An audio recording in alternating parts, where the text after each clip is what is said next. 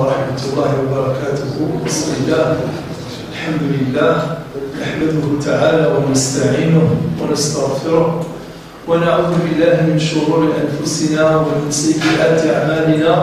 من يهده الله فلا مضل له ومن يضلل فلا هادي له، وأشهد أن لا إله إلا الله وحده لا شريك له، وأشهد أن سيدنا ونبينا وحبيبنا ومولانا محمد عبد الله ورسوله. اللهم صل على محمد وعلى آل محمد كما صليت على إبراهيم وعلى آل إبراهيم، وبارك على محمد وعلى آل محمد كما باركت على إبراهيم وعلى آل إبراهيم في العالمين إنك حميد مجيد. رب اشرح لي صدري ويسر لي أمري واحلل عقدة من لساني يفقه قولي. اللهم لا سهل إلا ما جعلته سهلا وأنت تجعل الحزن بإذنك إذا شئت سهلا، فسهل أمورنا ويسرها برحمتك يا أرحم الراحمين. رب اشرح لي صدري ويسر لي أمري واحلل عقدة من لساني يفقه قولي. سبحانك لا علم لنا إلا ما علمتنا إنك أنت العليم الحكيم. اللهم علمنا ما ينفعنا وانفعنا بما علمتنا وزدنا علما نافعا وعملا صالحا متقبلا آمين. ثم ما بعد. C'est toujours un plaisir et un honneur d'être à la mosquée d'Orly, et donc je suis honoré tout le mois de Ramadan d'être invité. La première fois que je suis intervenu ici, c'était en 2003. J'avais fait le hadith de Jibril, et c'est cette mosquée qui est une mosquée exemplaire parmi les mosquées, parce que c'est rare les mosquées qui soient aussi, je dirais, pleines d'action. Un institut des sciences islamiques, un institut des sciences coraniques, du soutien scolaire. Mes enfants, tous, presque 3, mes enfants font du soutien scolaire, ou ont fait du soutien scolaire ici, et d'autres activités encore qui se font ici, sociales, interculturelles, interreligieuses. Allahumma barik. Donc c'est vraiment quelque chose qui réjouit le cœur de voir cela. Le frère vous a annoncé que la réflexion portait sur Surat An-Nur. Finalement, après réflexion, quand j'ai vu le programme, et quand je me suis rendu compte que c'était la dernière, comme il l'a précisé, la dernière conférence, autant terminer en beauté et surtout autant terminer en apothéose. On est à 2 ou 3 ou 2 ou je dirais ou un jour de la fin du mois de Ramadan. Il nous reste à jeûner demain et peut-être jeûner encore mardi, et donc on est alhamdulillah en plein ascension. قلت ونحن في نهاية هذا الشهر الكريم، هذا الشهر الفاضل، وبدون شك كم من مرة في خلال هذا الشهر من تدخلات الشيخ محمد هنداز أو المتدخلين الآخرون سمعتم كلمة أن هذا الشهر هو شهر الفضائل، شهر الإيمان، شهر الروحانيات. ولهذا أحببت أن ننتهي مع هذه الروحانيات من خلال تدبر آية، عوض أن نتدبر السورة كلها نتدبر آية واحدة، وهذه الآية وما أدراك ما أي آية هي. Donc je disais que vous avez certainement plusieurs fois entendu pendant le mois de Ramadan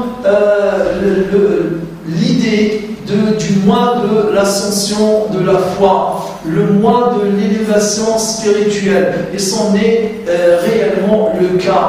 Le mois de Ramadan, c'est le mois de l'ascension spirituelle, et cette notion d'ascension, c'est autour de cela que j'aimerais, Inch'Allah, vous parler et partager avec vous la méditation, pas de toute une sourate, mais d'un seul verset. Et quel verset? Le verset 4 de Surat Al-Fatiha, Iyaka na'budu wa iyaka nasta'in. هذه الآية الرابعة من سورة الفاتحة الإمام ابن القيم الجوزية رحمة الله عليه كتب فيها 1600 صفحة يعني كتب فيها 3 أجزاء. Je disais que le verset 4 de la sourate Al-Fatiha, c'est toi, ô Allah, que nous adorons, et c'est de toi que nous recherchons, puisons la force. Ce verset, l'imam Ibn al-Qayyim al-Jawziyya en a écrit ou l'a développé sur 1600 pages. Il a fait 3 volumes. Pourquoi? En fait, لأن ابن القيم الجوزية رأى في هذه الآية آية إياك نعبد وإياك نستعين أن الإنسان فيها يسير إلى الله، فيها كل شيء، فيها المنطلقات وفيها الأهداف والنيات والمقاصد. Pourquoi? Parce que Ibn Qayyim al-Jawziyya dans ce verset, il a vu le point de départ, ou bien les points d'appui, comme une fusée qui veut s'envoler au ciel. Donc il y a la plateforme de laquelle elle est lancée, et ensuite elle part au ciel. Donc lui, il a vu dans ce verset la même chose. Le point d'appui, Iyyaka nasta'in, et Iyyaka na'budu, vers quoi tend l'être humain et l'adorateur d'Allah subhanahu wa ta'ala. إذن سنتكلم عن هذا. ولماذا يرى هذا؟ لأنه وقبل أن أدخل في الموضوع أتكلم عن هذا الكتاب بشيء من الشرح أو بشيء من البيان. مدارج السالكين qu'on connaît tous.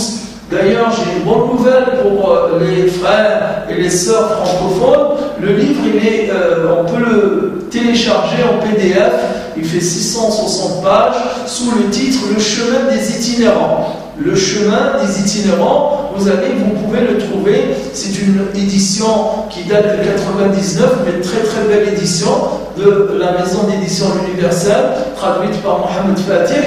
Donc vous pouvez lire ce livre qu'il faut absolument lire. Je dis qu'il faut absolument lire ce livre. Pourquoi? Parce que ce livre, on a nécessairement besoin de cette partie de la foi. On parle de fiqh al-siyam, on parle de fiqh al-salat, on parle de fiqh al-zakat, fiqh al-hajj, etc. Mais il y a aussi quelque chose dont on parle rarement, c'est fiqh al-qulub. Je disais qu'on parle souvent des termes, on étudie les parties de la jurisprudence concernant la purification, la prière, le pèlerinage, le jeûne, etc. Mais on parle rarement de la jurisprudence ou bien des règles et des enseignements concernant le cœur. Or, le cœur, c'est le plus important dans ce qu'on fait dans l'adoration. Bien entendu, on le fait selon les règles, on le fait selon des pratiques bien précise, bien connue, mais c'est la dimension du cœur qui reste la plus importante. وعمل القلب هو الذي يذكره الإمام ابن القيم في مدارج السالكين. أولا لما يقول مدارج السالكين، مدارج، la notion d'élévation, la notion de degré, elle est dans le Coran et elle est dans la Sunna. Et la notion d'élévation qu'on entend, élévation spirituelle, la notion même d'ascension et d'élévation, elle est aussi au cœur du Coran, dans de nombreux versets. Il y a même une sourate d'ailleurs, il y a même une sourate qui porte le nom des degrés, Suratul Ma'arij, bien qu'Allah parle des anges, qui sont dans un mouvement d'ascension, de montée vers Allah, mais c'est le cas aussi pour les croyants, leur foi, leur cœur, toujours en ayant les pieds sur terre, mais le cœur, lui, s'envole, il monte, il gravite jusqu'à Allah subhanahu wa ta'ala à travers plusieurs stations. C'est pour ça que le titre du livre, Madarij al-Salikin ila al-Haqqi al-Mubin. هذا العنوان هو عنوان الذي كتبه الإمام أبو إسماعيل الهروي. Ce qui est aussi intéressant dans ce livre, ça nous rassure et ça nous donne une certaine fierté, ça nous donne aussi une certaine conscience, c'est que le livre à l'origine, il a été écrit par un savant afghan. L'imam Abu Ismail al-Harawi, il est né à Kandahar, à Herat, et plus exactement en Afghanistan, en 391, c'est-à-dire à la fin du 4e siècle. L'imam Abu Ismail al-Harawi, qui est l'auteur du livre Manazil al-Sa'irin ila al-Haqqi al-Mubin, le chemin des itinérants vers la vérité suprême, vers Allah subhanahu wa ta'ala. Ibn al-Qayyim al-Jawziyya, qui est né en 697, c'est-à-dire qu'il est né 3 siècles après lui. 3 siècles après Abu Ismail al-Harawi, en 697, où à Damas. Parce que l'imam Ibn al-Qayyim al-Jawziyya, c'est un Damascen, Dimashqi. Il est né à Damas, il a repris le livre de Abu Ismail al-Harawi et il a fait le commentaire. Et il a écrit sous un autre titre qu'il a nommé Madarij al-Salikin, Madarij al-Salikin, bayna manazili iyyaka na'budu wa iyyaka nasta'in. Madarij al-Salikin, c'est-à-dire les degrés des itinérants, de ceux qui sont dans le cheminement vers Allah, entre la station de Iyyaka na'budu, c'est toi que nous adorons, et la station de Iyyaka nasta'in. Pour lui, comme pour l'imam Abu Ismail al-Harawi, il y a à peu près 100 stations, 100 degrés, dans la montée et dans l'ascension vers Allah subhanahu wa ta'ala. Et chacune de ces stations, pour y arriver, bien entendu, on y arrive par des pratiques et surtout avec un travail qu'on fait sur le cœur. Donc, je termine par l'introduction sur le livre de Madarij al-Salikin. Ce Madarij al-Salikin, ce livre-là, donc il est traduit en français, mais c'est un résumé seulement. On ne peut pas traduire une œuvre aussi grande. Ce serait même rédhibitoire et un peu freinant pour ceux qui voudraient lire. Et donc, ils en ont fait des résumés. Donc, notamment, ce livre-là, c'est un résumé de Madarij al-Salikin qu'on appelle souvent Tahdhib Madarij al-Salikin. Celui-ci ici de Mohamed al-Shami, et Sheikh al-Rashid, il a fait aussi Tahdhib Madarij al-Salikin, et d'autres, et aussi les commentaires ont été faits depuis le XIIIe siècle, le XIVe siècle, les commentaires ont été souvent faits. Donc, on va passer un moment, Inch'Allah, avec Madarij al-Salikin. On va citer de façon très rapide certaines de ces stations, mais avant cela, je veux parler du cœur. Vous savez, dans le Coran, Allah subhanahu wa ta'ala nous parle du cœur, le qalb. Et je vais vous lire un passage. Et vous allez être étonné et vous allez même vous demander qui a écrit ce passage, qui a écrit ce paragraphe. Voilà ce que dit le paragraphe. Bon, après avoir... donc il dit, grâce à ces circuits, c'est-à-dire les circuits qu'il y a dans le cœur, il semble que le cœur puisse prendre des décisions et pousser à l'action indépendamment du cerveau et qu'il puisse apprendre, se souvenir et même percevoir. Bon, je répète, le cœur, il peut prendre des décisions, pousser à l'action indépendamment du cerveau et aussi qu'il puisse apprendre, le cœur qui apprend, le cœur qui se souvient et le cœur qui perçoit, c'est-à-dire le cœur qui saisit. Des notions de ce genre, normalement, on ne peut les trouver que chez un croyant qui a lu le Coran. Allah subhanahu wa ta'ala qui nous parle du cœur qui saisit, du cœur qui médite, du cœur qui se souvient, du cœur qui décide. Or, ça a été écrit par quelqu'un qui n'a rien à voir avec la religion et qui n'a rien à voir avec l'islam. Pourquoi? Parce qu'on découvre aujourd'hui que dans le cœur, on le sait depuis aussi quelques années pour l'estomac, notamment dans le côlon et le gros intestin, qu'il y a des cellules neuronales, des cellules cérébrales, d'ailleurs on l'appelle le deuxième cerveau. Ça c'est courant chez les scientifiques, c'est pas chez n'importe qui. Les scientifiques parlent de l'estomac comme étant le deuxième cerveau, après le cerveau crânien. Et il y a une troisième notion, moins développée, mais qui est aussi une vérité scientifique maintenant, c'est le troisième cerveau, à savoir le cœur, qui n'est pas seulement une machine, une pompe qui s'occupe de la transmission et sanguine, mais aussi il a 40 000 neurones dans le cœur. Dans le cœur, il y a 40 000 neurones. En plus des cellules et le tissu de ce muscle qui est le cœur, il y a des neurones dans le cœur. Et ces neurones-là, elles sont liées par 4 circuits, entre autres les neurotransmetteurs avec le cerveau, et qui font qu'il y a un discours, où il y a un échange entre le cerveau et le cœur. Des informations qui descendent du cerveau vers le cœur et des informations qui passent du cerveau vers le cœur. Il est même dit que le circuit du cerveau,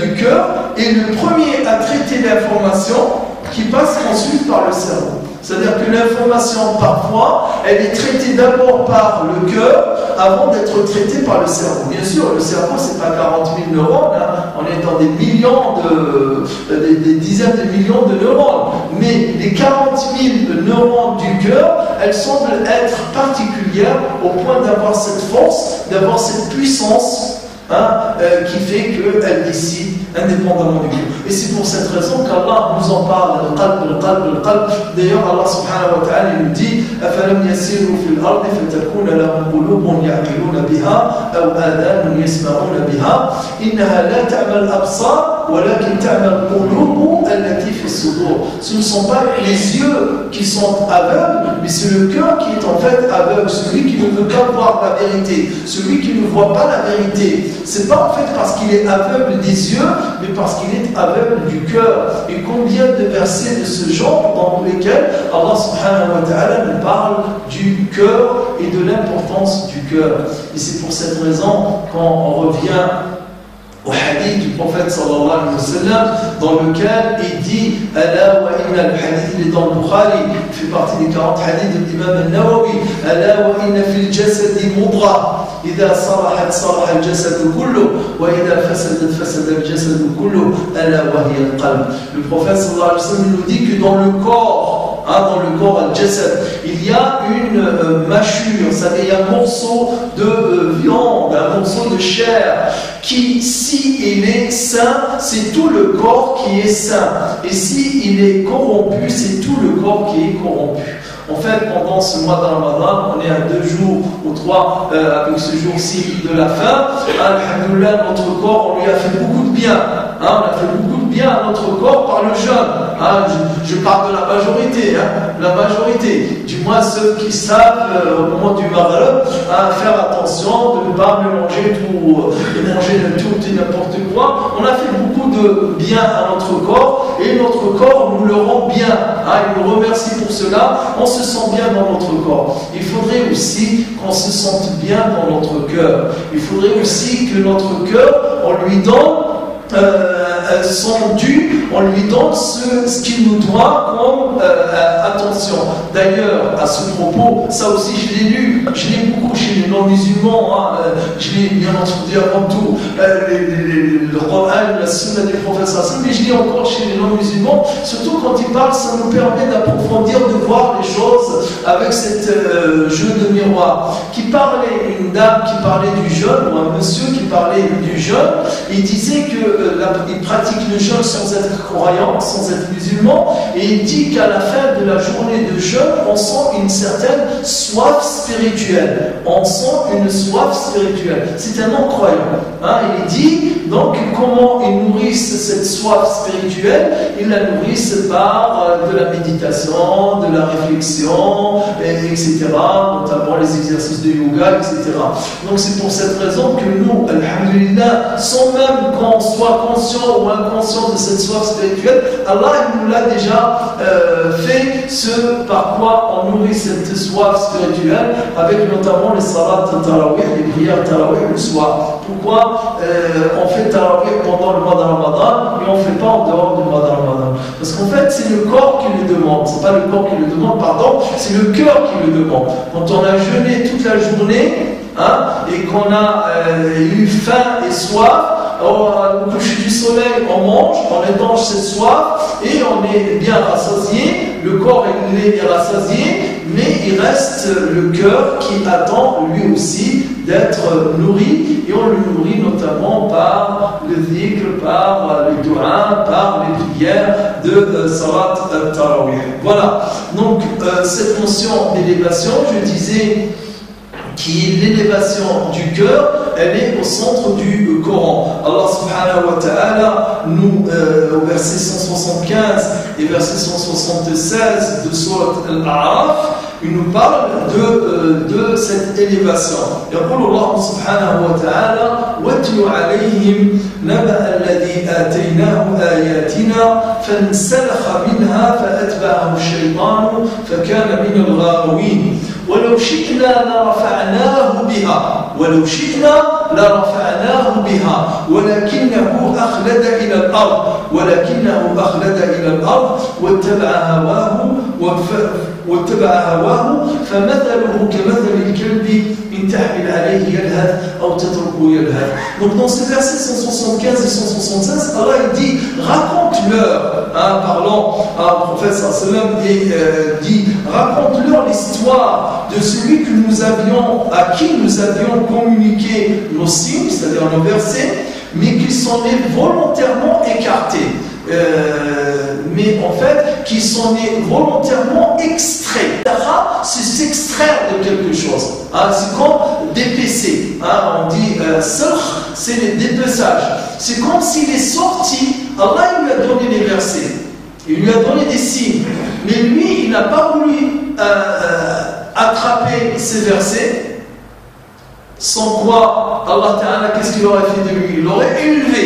Mais lui, plutôt, il s'est accroché à la terre. Il nous dit, Allah subhanahu wa ta'ala, il dit qu'il s'en est volontairement écarté, qu'il s'en est volontairement extrait, et qui, marchant dans le sillage de Shaitan, du démon, alla grossir les rangs des égarés. Et si nous avions voulu, nous l'aurions élevé avec ces versets grâce à nos signes, mais il avait opté pour la vie matérielle, il s'est accroché à la terre. Donc il y a cette notion d'élévation ici. On la retrouve aussi dans une autre sourate, Surat Fatir, quand Allah subhanahu wa ta'ala dit ilayhi yas'adu al-kalimu at-tayyib. إليه يصعد الكلم الطيب والعمل الصالح يرفعه. Vers lui, à savoir vers Allah subhanahu wa ta'ala, s'élèvent les belles paroles. Les belles paroles s'élèvent vers Allah subhanahu wa ta'ala, et les actes pieux et les actes de piété, en fait, élèvent encore davantage ces paroles de piété, où Allah subhanahu wa ta'ala recueille ces paroles, ces belles paroles qui sont dites pour Allah subhanahu wa ta'ala. Donc cette notion, elle y est encore dans le hadith, je terminerai par les références, dans le hadith de l'imam al-Bayhaqi, de Shu'ab al-Iman. Que dit le prophète sallallahu alayhi wa sallam dans ce hadith? Il dit que la foi, c'est 67 ou 70 et quelques rameaux. Al-Iman bidrun wa sittuna ou bidrun wa sab'una shu'ba. Il dit que la foi, c'est 60 et quelques ou 70 et quelques. C'est-à-dire et quelques, ça peut être 3, 63, 64, 60, jusqu'à 69. Ou bien 73, 75, 64, jusqu'à 79. Donc le prophète nous dit que la foi, l'iman, c'est des rameaux, ou bien c'est des branches. Il nous dit A'laha la ilaha illallah wa adnaha imatatul adha min al-tariq wal haya'u shu'batun minhu. Donc voilà, le prophète nous parle explicitement de cette notion de degré. Il nous dit d'élévation. Il nous dit que c'est 70 et quelques branches. La plus haute, la plus élevée, c'est la ilaha illallah. D'ailleurs, dans le Madarij al-Salikin, c'est la station la plus haute, 100. Le Madarij al-Salikin énumère 100 stations.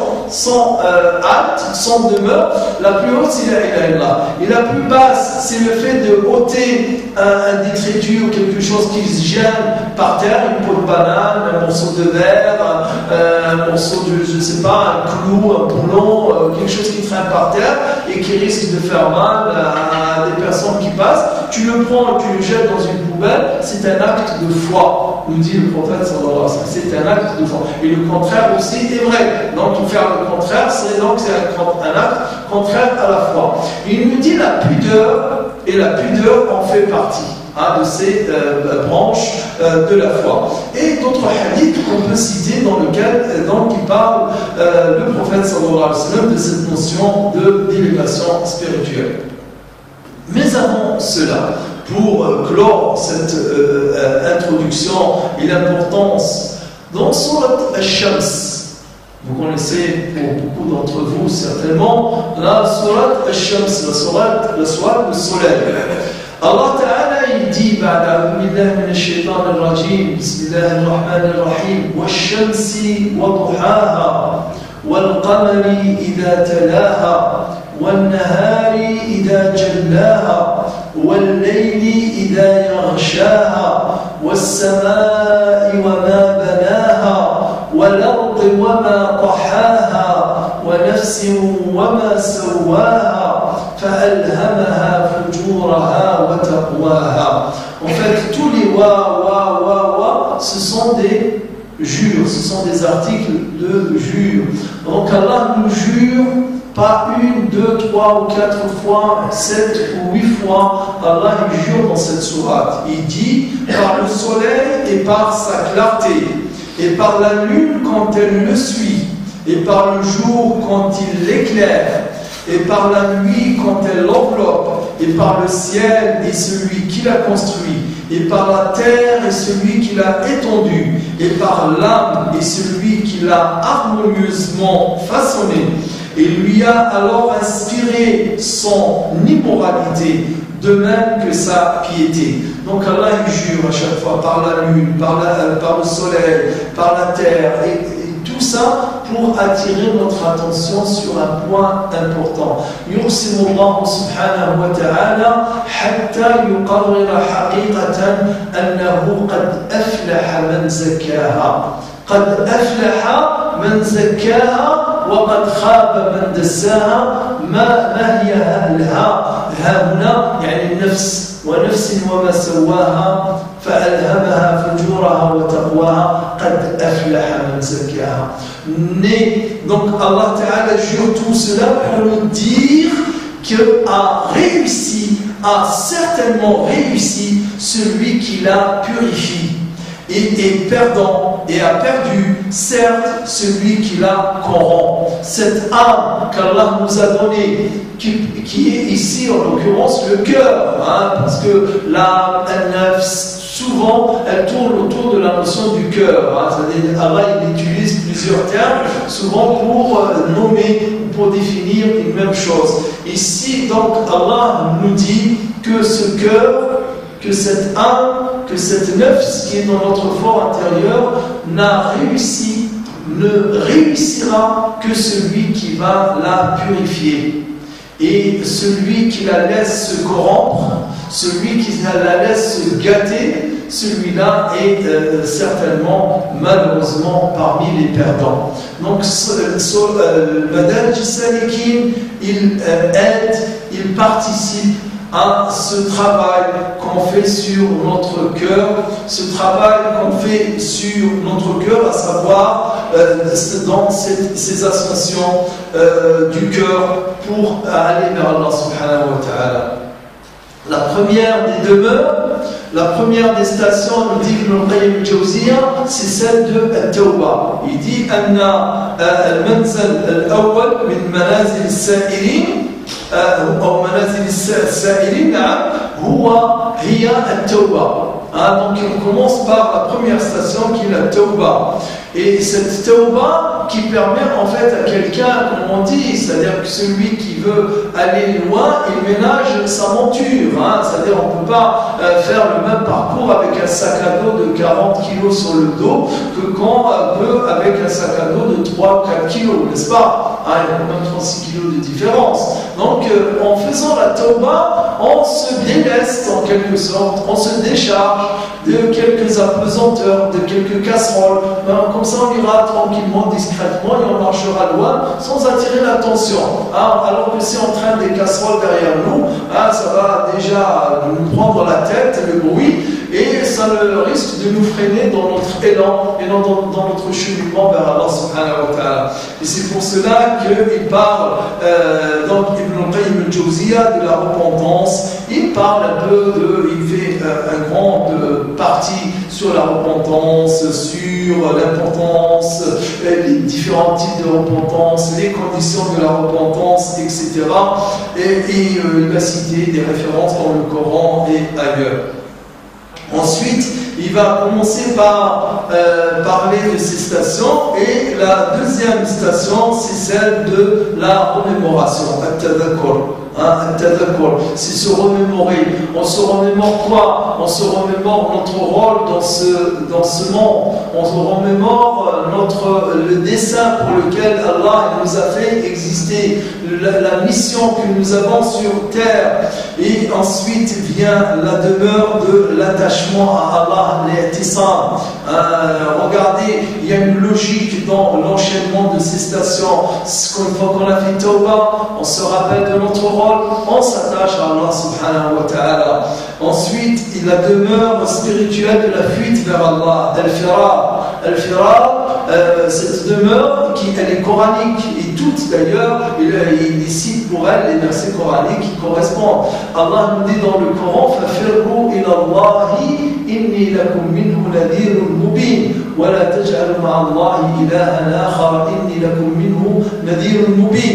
Donc Allah, comme dit l'adage, comme dit le sage, il dit: كل شيء إذا خفته فررت منه أما الله سبحانه وتعالى إذا خفته فررت إليه. On dit, donc le sage, il dit: toute chose dont tu as peur, tu la fuis. Tout ce dont tu as peur, même ton père, à part un peu le père ou la mère parfois. Vous avez remarqué le bébé, quand il a peur, son père il le crie, etc. Il va s'enfuir, après il revient et s'accroche à son père, s'accroche à ses pieds. Allah nous donne cette image qu'il nous dit: fuyez vers Allah. Fuyez vers Allah. Vous ne pouvez pas fuir Allah. Vous ne pouvez pas fuir Allah. Même si vous avez un sentiment d'une peur extrême, d'une frayeur révérentielle d'Allah subhanahu wa ta'ala, mais vous n'avez d'autre refuge que de fuir vers Allah subhanahu wa ta'ala. Donc il y a cette demeure de la fuite vers Allah subhanahu wa ta'ala. Ensuite, la demeure spirituelle du sport. Je préférais le traduire comme ça, sport. Ça nous évoque. En arabe, on l'appelle al-riyada, c'est ce qui correspond au sport. Mais en fait, ce n'est pas le sport du corps, mais c'est le sport du cœur. C'est le dressage de l'âme. Riyadatu al-nafs. Ensuite vient celle de al-huzn ou al-khawf, celle de la crainte et de la tristesse. Celle de al-khushu', l'humilité. La station de l'humilité. Allah, quand il parle des croyants, dans la sourate qui porte le nom des croyants, la première qualité des croyants, c'est quoi? C'est que dans leur prière, ils prient avec humilité. Ils prient avec recueillement. Ils ne dansent pas, ils ne sautent pas, ils ne bougent pas dans tous les sens. Ils ne regardent pas non plus dans tous les sens. Les croyants, quand ils sont en prière, ils sont présents avec leur corps et avec leur esprit, avec leur corps et avec leur cœur. C'est comme ça que nous parle Allah Ta'ala des croyants. Surat al-Mu'minun, verset 1 jusqu'au verset 11. قَدْ أَفْلَحَ الْمُؤْمِنُونَ الَّذِينَ هُمْ فِي صَلَاتِهِمْ خَاشِعُونَ وَالَّذِينَ هُمْ عَنِ اللَّغْوِ مُعْرِضُونَ وَالَّذِينَ هُمْ لِلزَّكَاةِ فَاعِلُونَ وَالَّذِينَ وَالَّذِينَ هُمْ لِفُرُوجِهِمْ حَافِظُونَ jusqu'à dire subhanahu wa ta'ala وَالَّذِينَ هُمْ عَلَى صَلَوَاتِهِمْ يُحَافِظُونَ أُولَٰئِكَ هُمُ الْوَارِثُونَ الَّذِينَ يَرِثُونَ الْفِرْدَوْسَ هُمْ فِيهَا خَالِدُونَ. Donc Allah nous cite plusieurs qualités des croyants. Ça commence par la prière et ça finit par la prière. Hein, le croyant, il est en quelque sorte, toutes ses qualités, elles sont portées, hein, toutes ces qualités, elles sont dans un récipient, dans un élément, c'est la salat. C'est la salat. Mais la salat, pas seulement dans un de ces aspects, mais dans deux de ces aspects. Donc le plus important des aspects de la salat, c'est le recueillement et l'humilité dans la salat. Al-Khushu'. Allah nous parle de la salat au début, des qualités des croyants, et à la fin, mais le point premier par lequel il commence, c'est Al-Khushu' dans la salat, c'est le recueillement dans la prière. C'est pour cette raison que le prophète sallallahu alayhi wa sallam nous indique que quand vous vous levez, quand vous êtes debout pour faire la prière, faites la prière de celui qui pense que c'est sa dernière prière. Pensez à la mort dans votre prière, dit le prophète sallallahu alayhi wa sallam, car celui qui pense à la mort dans sa prière est plus susceptible d'avoir le cœur humble devant Allah, de ressentir la présence d'Allah subhanahu wa ta'ala et son cœur en face d'Allah subhanahu wa ta'ala. اذكروا الموت في الصلاة فإن المرء إذا ذكر الموت في الصلاة فحري أن يخشع في صلاته, a dit le prophète sallallahu alayhi wa sallam. Hari, il est plus à même de ressentir l'humilité et la concentration dans sa prière, le croyant, si il pense à Allah, s'il pense que peut-être que c'est ma dernière prière et c'est elle qui va me sauver. Ensuite vient Zuhd, la 16, ou le renoncement, Al-Wara, Al-Tabattul, Al-Raja, l'espérance, Al-Raghba. Al-Raghba, c'est d'avoir un désir ardent vers Allah subhanahu wa ta'ala. Ta'zim hurumatillah, la demeure du respect des interdits d'Allah. Regardez, Ta'zim hurumatillah, on ne peut pas avoir la piété, on ne peut pas avoir un cœur proche d'Allah subhanahu wa ta'ala, un cœur qui tend vers Allah subhanahu wa ta'ala si nous sommes insoucieux, si nous sommes indifférents vis-à-vis des interdits d'Allah subhanahu wa ta'ala. Les gens pieux prédécesseurs, ils avaient du mal, beaucoup de mal à dire c'est interdit, c'est permis. Pour dire que c'est permis, c'est autorisé, c'est halal, c'est licite, il faut vraiment qu'il ait une preuve évidente. Il faut qu'il en soit vraiment convaincu. Nous aujourd'hui, à tour de bras, des gens qui ne sont même pas dans leur élément, qui ne sont même pas dans leur métier, qui est géographe, qui est je ne sais quoi, historien, et encore, il a fait juste des études de géographie, ou des études d'histoire, ou des études de je ne sais quel métier, et qui vient, il se met en face des musulmans, il commence à leur dire halal, haram, c'est permis, c'est interdit. Attention, Imam Malik, ils sont une délégation s'est déplacée, on dit à l'époque qu'elle s'est déplacée du Maghreb jusqu'à Médine pour rencontrer l'imam Malik et lui poser des questions. Ils avaient 34 questions à lui poser. Il a répondu seulement à 4 questions. Les 30 autres questions, à chaque fois qu'on lui posait des questions, il dit Allahu A'lam. On lui pose encore la question Allahu A'lam. On lui pose encore la question Allahu A'lam. Alors que c'est l'imam, le grand imam, l'imam al-A'zam, l'imam Malik, l'imam Dar al-Hijra. Et l'autre, et on rapporte que la personne lui a dit mais imam, vous vous rendez compte comment je vais répondre à ceux qui m'ont confié ces questions-là. Je vais leur dire que j'ai rencontré l'imam Malik, je lui ai posé les questions, il m'a dit l'imam Malik, il a dit oui, tu leur diras que l'imam Malik à propos de ces questions-là, il a dit Allahu A'lam. Parce que Allahu A'lam, il fait partie des 3 piliers du savoir, de la science, avec l'ikhlas, celui qui ne connaît pas Allah ne connaît pas A'lam, ne connaît pas la science, ne connaît pas l'ilm, jusqu'à ce qu'il sache dire qu'il ait la force, qu'il ait le courage, qu'il ait, je dirais, la présence d'esprit et surtout du cœur de pouvoir dire Allahu A'lam. Je me souviens, il y a quelques années, une petite dizaine d'années de ça, j'ai assisté à une assise dans une mosquée quelque part en France, du Dohr jusqu'à le Maghreb. Du Dohr jusqu'à le Maghreb. C'est une rencontre question-réponse. Que question-réponse. On appelle ça Majlis al-Fatwa. Majlis de Fatwa. Je n'ai pas entendu une seule fois Allahu A'lam. J'ai dit à un ami, c'est un docteur en sciences politiques, qui a 50 ans derrière lui de pratique et du savoir. Je dis, tu as remarqué quelque chose? Il dit quoi? Je dis, on n'a pas entendu une seule fois une réponse à une question en disant Allahu A'lam. Il m'a dit, oui, c'est vrai. Il m'a dit, oui, c'est vrai.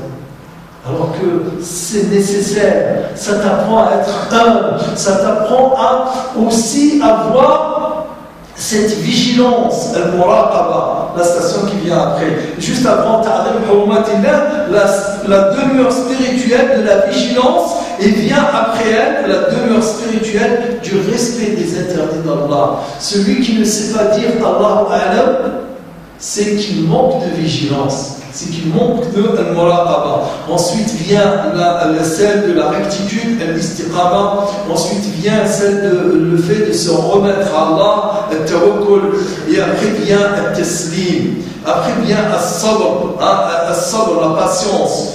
Et il continue, Cheikh l'Islam Ibn al-Qayyim, al-rida, la tranquillité sereine, al-shukr, l'action de grâce, l'amour, la station de l'amour. Regardez à quel moment on vient à l'amour. Il faut avoir passé toutes ces étapes pour prétendre et être aimé ou bien aimer Allah subhanahu wa ta'ala. قل إن كنتم تحبون الله nous dit Allah subhanahu wa ta'ala فاتبعوني يحببكم الله.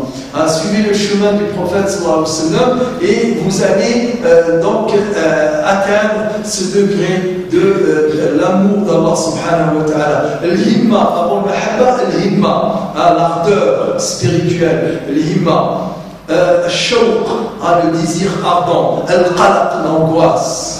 L'angoisse. Et ce n'est pas l'angoisse du trouble de l'âme, le trouble de l'esprit, non. L'angoisse quand tu ne te sens pas bien avec Allah subhanahu wa ta'ala, quand tu n'as pas fait ce que Allah te demande de faire, quand tu n'as pas fait ta salat, quand tu n'as pas été correct, tu sens une angoisse. Et cette angoisse-là, c'est le signe de la piété. Comme le dit le prophète sallallahu alayhi wa sallam, البر حسن الخلق dit le prophète sallallahu alayhi wa sallam والإثم ما حاك في صدرك وكرهت أن يطلع عليه الناس. الإثم, le mal, c'est ce qui te trouble dans ton fort intérieur, nous dit le prophète sallallahu alayhi wa sallam. العطش, la soif, الذوق, la saveur, se ressentir un goût spirituel. Si tu n'as pas ressenti un moment la foi dans ta bouche, dans ta langue, dans ton cœur, dans ton fort intérieur, donc c'est que là tu as raté quelque chose. Travaille-y. Pour ressentir cette saveur, cette senteur, et c'est aussi une senteur, mais c'est surtout une saveur que tu retrouveras, comme le dit le prophète sallallahu alayhi wa sallam dans le hadith de Muslim, que 3 choses, celui qui les trouve, il trouvera avec la saveur de la foi. La douceur de la femme de Prophète, une douceur, c'est doux, c'est mielleux, c'est sucré, nous dit le prophète sallallahu alayhi wa sallam. Ensuite, l'autre demeure, al-sir et al-ghurba, l'exil, c'est s'exiler vers Allah subhanahu wa ta'ala. Donc voilà ces demeures-là que j'ai citées très rapidement et que Ibn al-Qayyim a développé bien entendu sur de plusieurs dizaines, voire même des centaines de pages, c'est pour nous dire qu'on doit nous occuper de nos cœurs.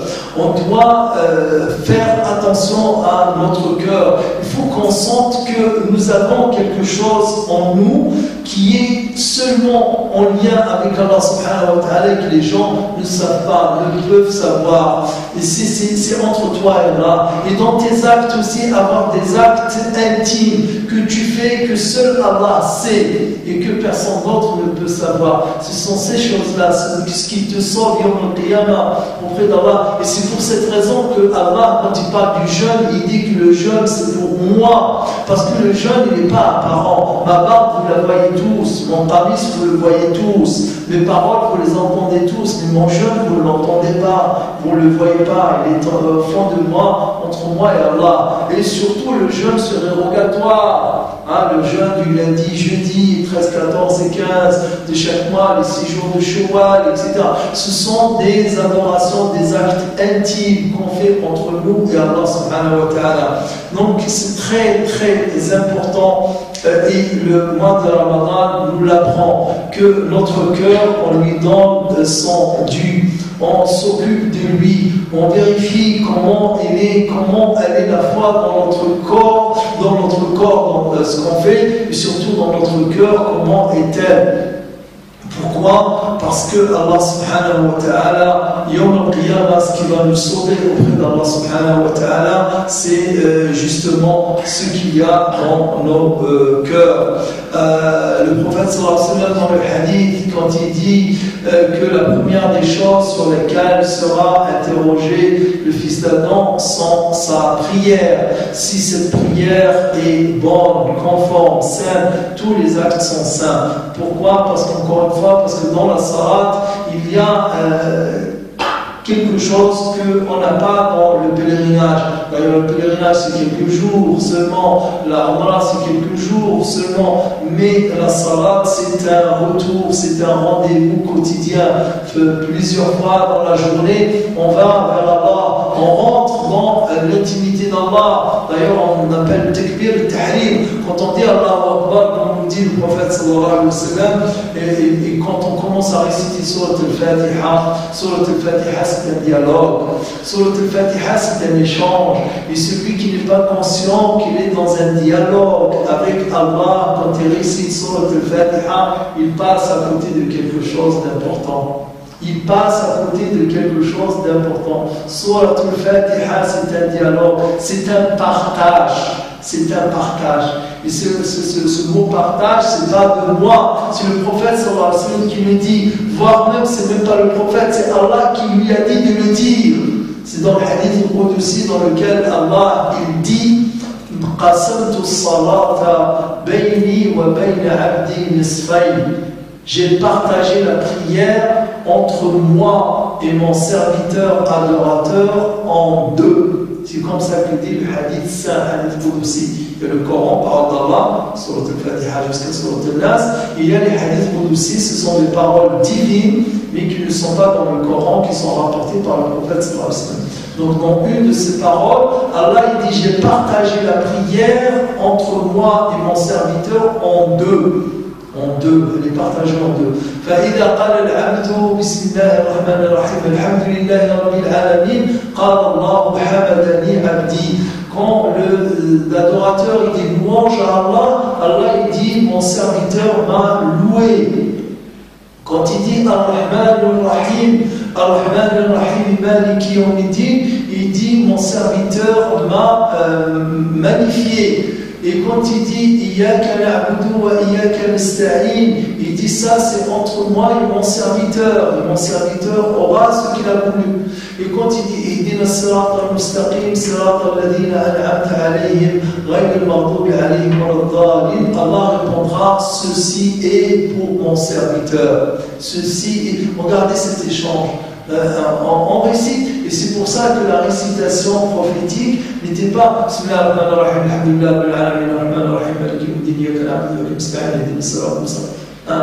n'a jamais été ça, la prière du prophète sallallahu alayhi wa sallam. La récitation du prophète sallallahu alayhi wa sallam n'a jamais été ça. Et celui qui récite comme cela, pauvre de lui, j'ai pitié pour lui, j'ai vraiment de la peine pour lui. Parce qu'il aura fait peut-être je ne sais combien de dizaines d'années de salat sans jamais ressentir, sans jamais goûter à cette saveur de se ressentir en échange et en dialogue avec Allah subhanahu wa ta'ala.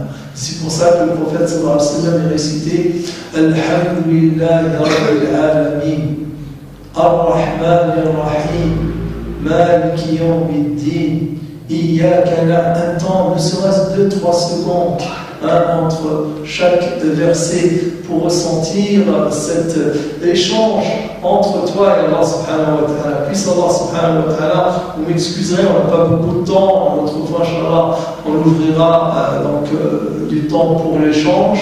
Je terminerai par des du'as. Allah ta'ala as'al أن يوفقنا لما يحبه ويرضاه وأن يتقبل منا الصيام والقيام وصالح الأعمال. اللهم أرنا الحق حقا وارزقنا اتباعه وأرنا الباطل باطلا وارزقنا اجتنابه. اللهم علمنا ما ينفعنا وانفعنا بما علمتنا وزدنا علما نافعا وعملا صالحا متقبلا. اللهم اقسم لنا من خشيتك ما تحول به بيننا وبين معصيتك ومن طاعتك ما تبلغنا به جنتك ومن اليقين ما تهون به علينا مصائب الدنيا. اللهم متعنا بأسماعنا وأبصارنا وقواتنا أبدا ما أحييتنا واجعله الوارث منا. اللهم لا تجعل مصيبتنا في ديننا ولا تجعل الدنيا أكبر همنا ولا مبلغ علمنا ولا تسلط علينا من لا يخافك فينا ولا يرحمنا واجعل ثأرنا على من ظلمنا وانصرنا على من عادانا. اللهم أصلح لنا ديننا الذي هو عصمة أمرنا وأصلح لنا دنيانا التي فيها معاشنا وأصلح لنا آخرتنا التي إليها معادنا واجعل الحياة زيادة لنا في كل خير واجعل الموت راحة لنا من كل شر. ربنا اغفر لنا ولوالدينا ولإخواننا الذين سبقونا بالإيمان ولا تجعل في قلوبنا غلا للذين آمنوا. ربنا اغفر لنا ولوالدينا ولإخواننا الذين سبقونا بالإيمان. ربنا اللهم اغفر للمسلمين والمسلمات والمؤمنين والمؤمنات الأحياء منهم والأموات.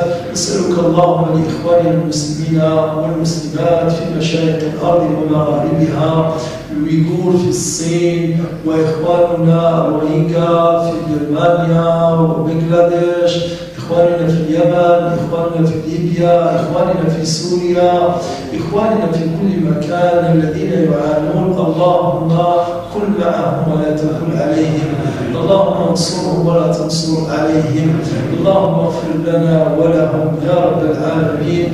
اللهم ثبت أقدامهم وارزقهم صبرا وانصرهم على الأقوام الكافرين والظالمين إنك ولي ذلك والقادر عليه. سبحان ربك رب العزة عما يصفون وسلام على المرسلين والحمد لله رب العالمين. صلى الله تعالى وسلم على نبينا محمد.